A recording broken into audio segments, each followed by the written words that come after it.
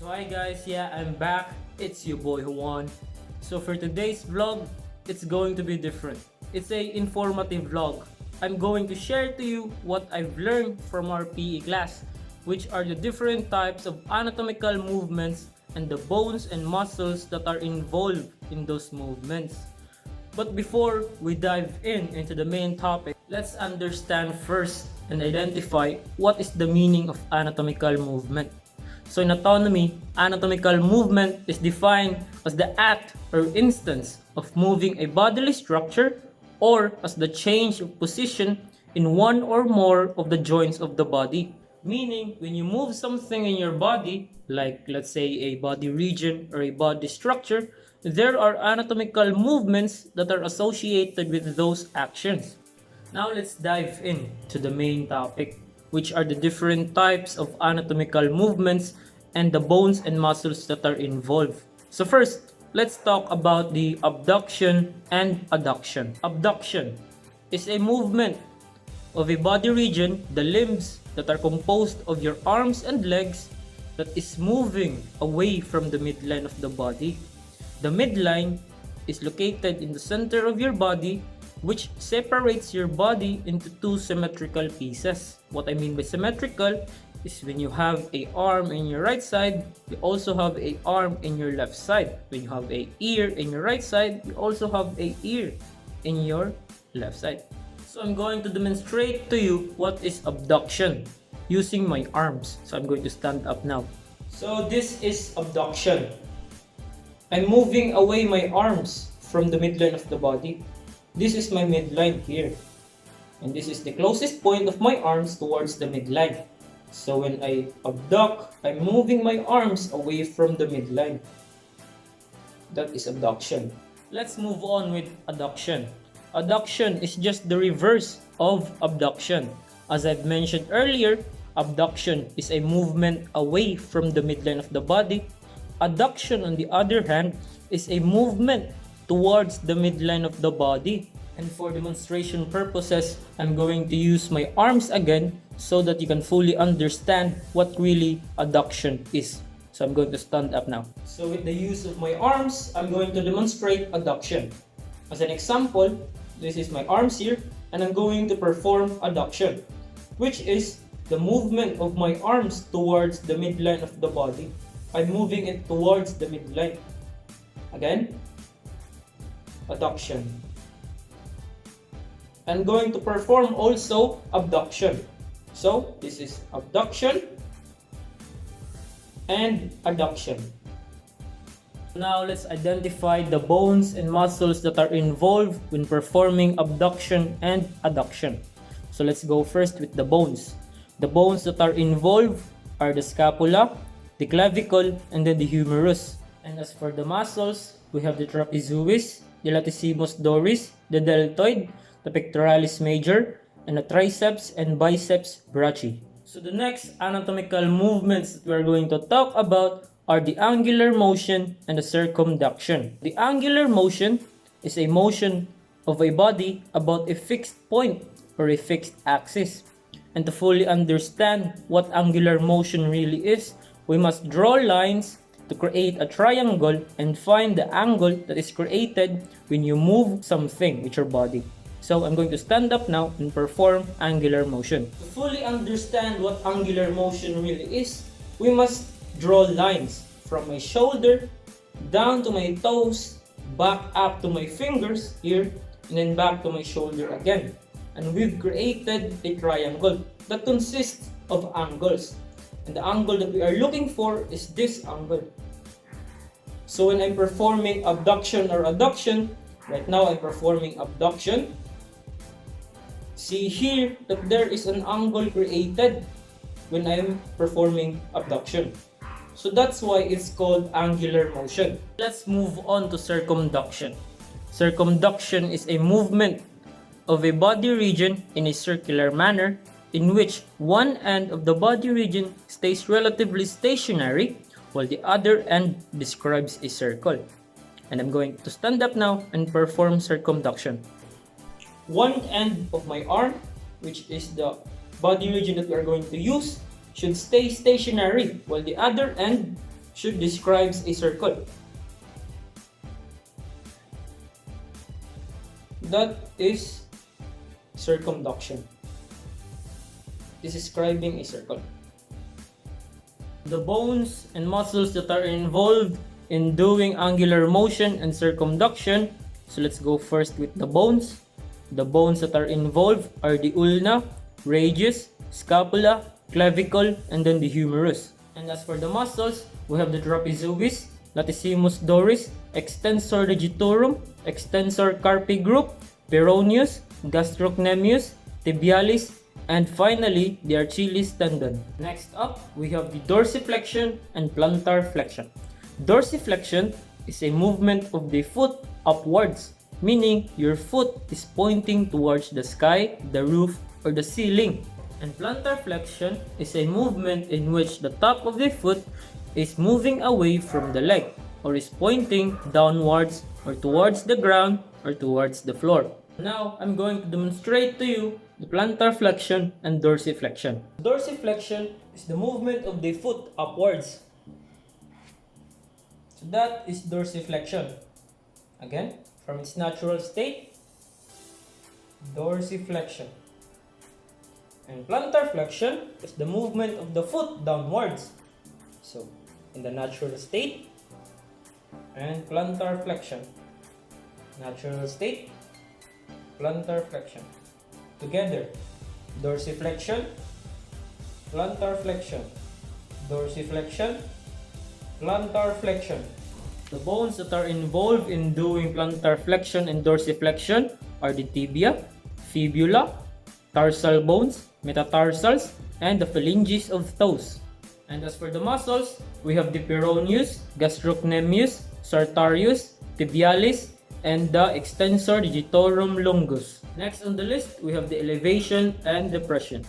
It occurs when a bodily structure moves in a superior or inferior direction.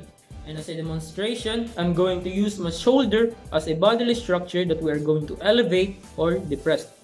So, I'm going to perform elevation first. This is elevation with my shoulders. And this is depression with my shoulders.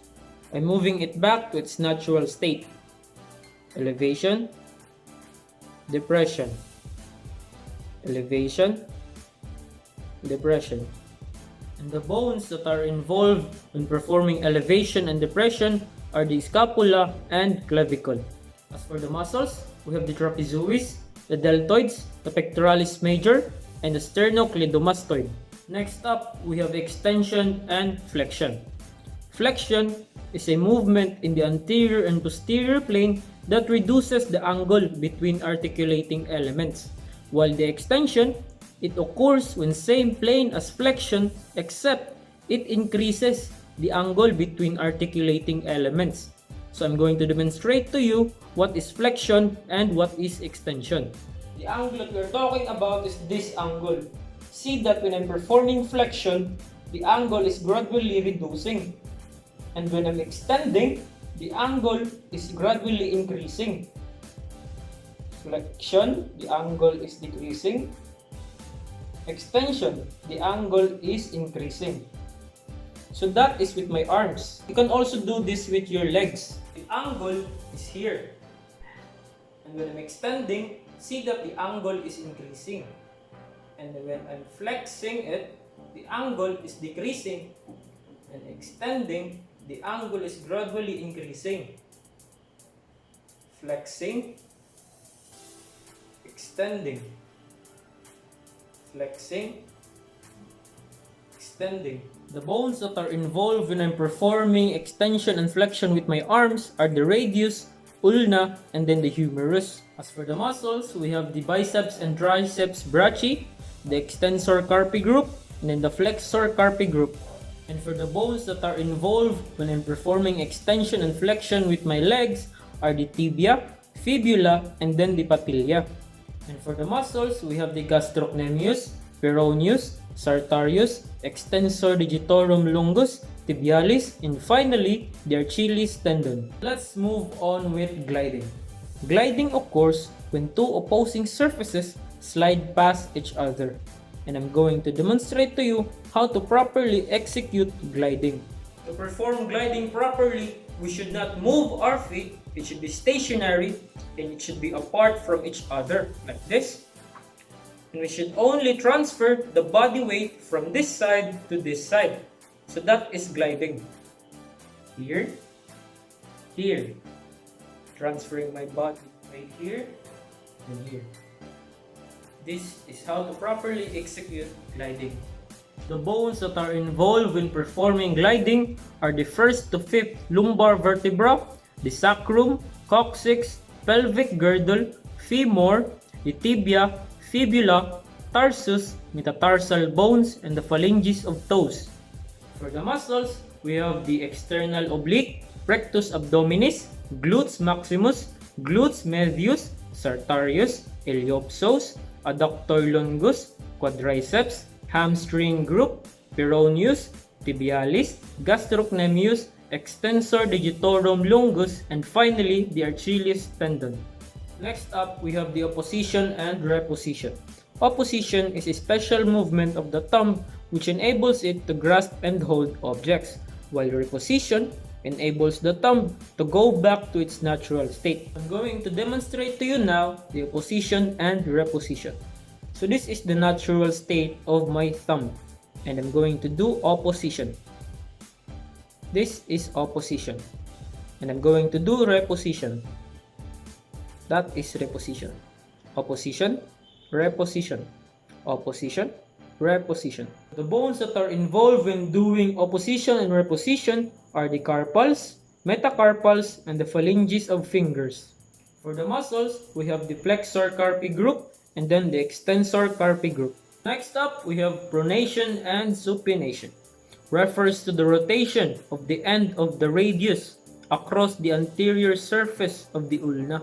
And I'm going to demonstrate to you now what is supination and what is pronation. This is supination.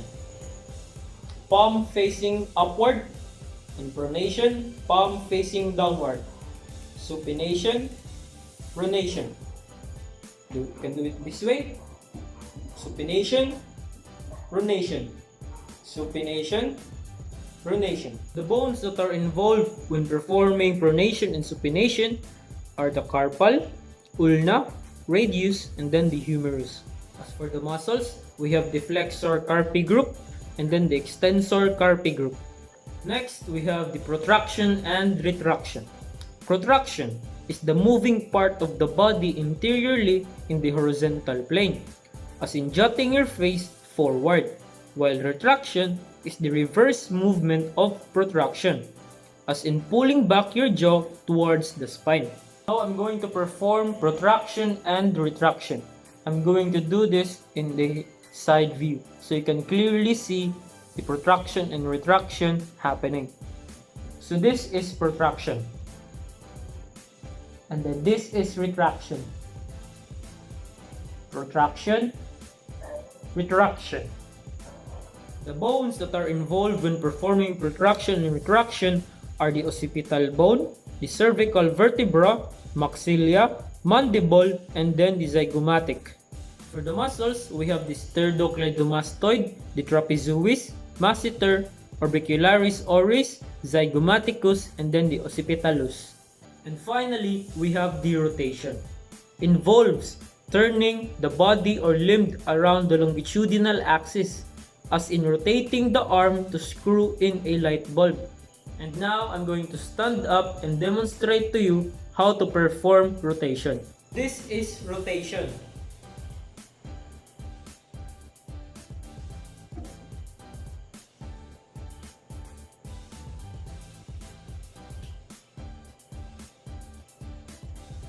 And the bones that are involved in performing rotation are the sacrum, pelvic girdle, and the lumbar vertebra.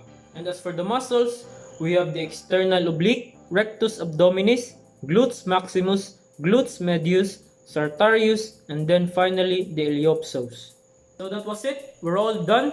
That was the types of anatomical movements plus the bones and muscles that are involved in those movements. I hope you've learned something from my vlog. I hope you've had fun.